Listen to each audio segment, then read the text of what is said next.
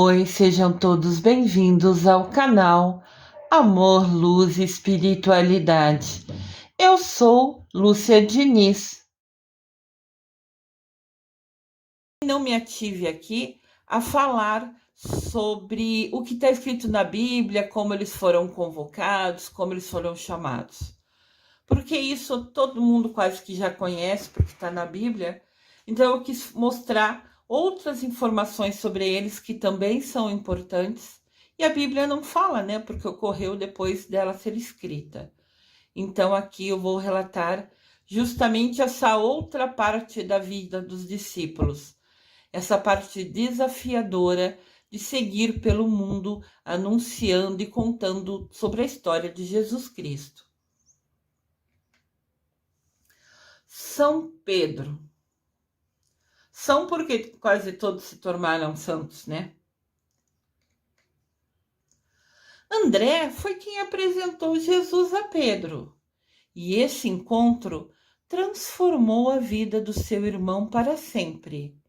Pedro e André foram de fato juntos os primeiros apóstolos chamados por Cristo. Cristo chamou André, foi o primeiro convite, e André apresentou o irmão dele, né, que chama Simão Pedro, e depois Jesus chamou ele sempre de Pedro, para diferenciar o outro Simão que tinha no grupo. Pedro, antes de se tornar discípulo de Jesus, tinha o nome de Simão. Como eu disse, né, era Simão Pedro o nome dele. Todavia, mais tarde, Jesus mudou seu nome para Pedro, que significa rocha. Jesus disse a Pedro que ele era a rocha sobre a qual construiria sua igreja. Então Jesus mudou o nome dele, né? Começou a chamá-lo somente pelo segundo nome, que era Pedro, e porque significava rocha, e decidiu que sobre ele construiria a igreja. Por isso que está falando na tela anterior, né? Que o encontro que André apresentar Pedro para Jesus mudou a vida dele, porque ele se tornou a base, o alicerce da igreja. Aqui tem a imagem de Pedro, né? Uma pintura.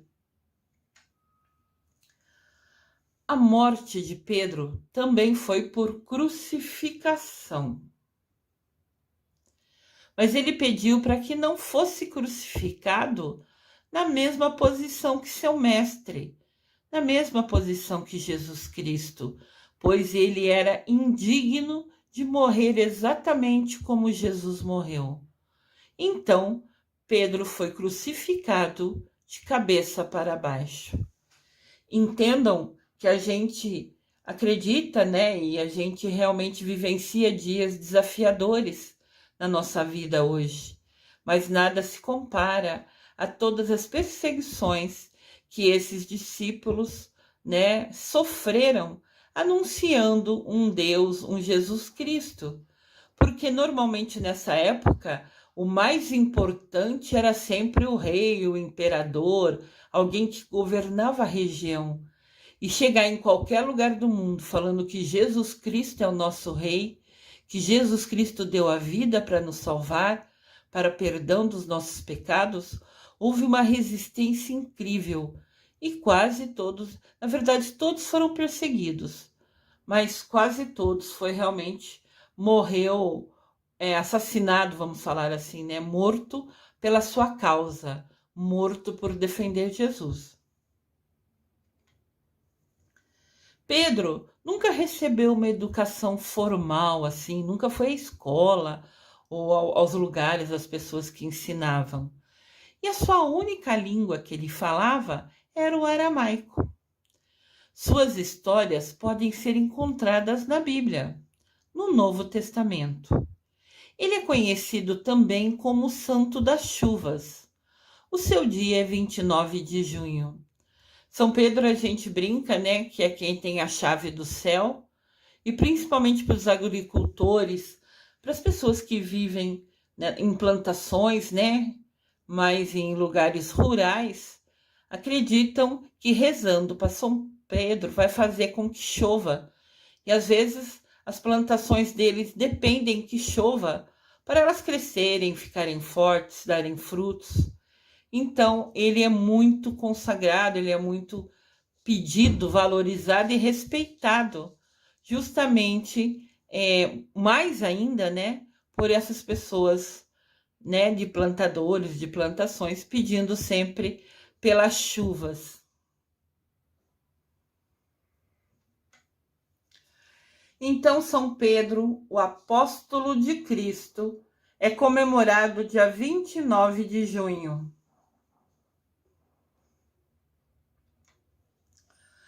A pedra sobre a qual a igreja seria fundada, como é conhecido, é a Basílica de São Pedro, no Vaticano, em Roma, o templo principal do cristianismo.